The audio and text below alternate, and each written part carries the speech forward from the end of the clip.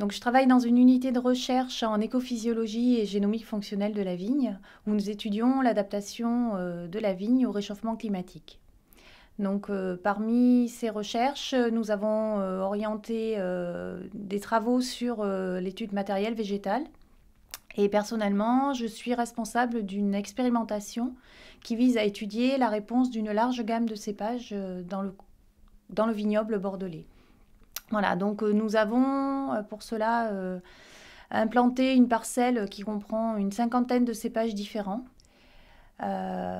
sur le site de la Grande Ferrade, donc sur un terrain en appellation grave. Et donc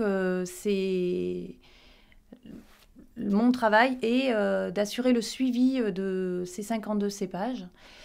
sur tout le cycle. Donc, je commence par des notations, des suivis du cycle phénologique, du débourrement, de la floraison et de la véraison, jusqu'à la mi-véraison, date à partir de laquelle j'effectue des suivis de maturation, c'est-à-dire que j'étudie la composition, l'évolution de la composition des baies de raisin du stade mi-véraison jusqu'à la maturité. Donc c'est une étude sur toute l'année, voilà, puisque ensuite, après la chute des feuilles, nous avons des travaux en hiver qui consistent à peser les poids de bois de taille, qui sont des indicateurs de vigueur sur l'année passée.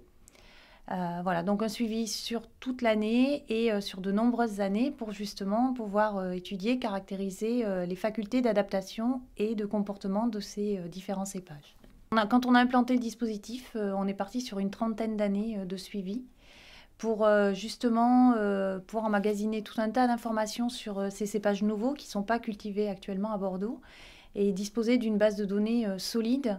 à fournir à la profession si, à terme, à cause du réchauffement climatique, on devait être amené à changer les cépages. Le réchauffement climatique impacte le cycle de la vigne, si bien que la maturité, on va dire phase terminale, a lieu dans des conditions qui peuvent être très très chaudes,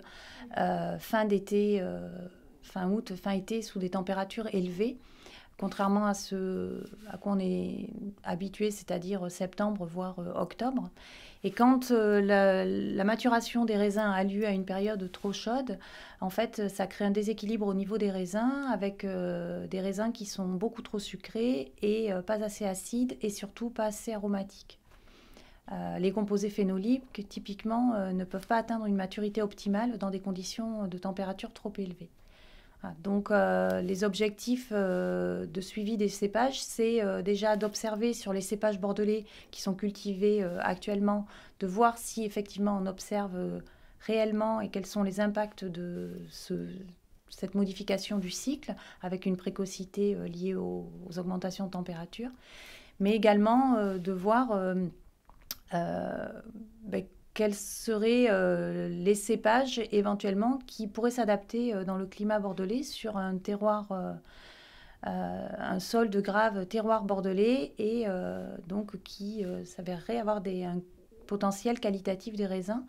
qui pourraient être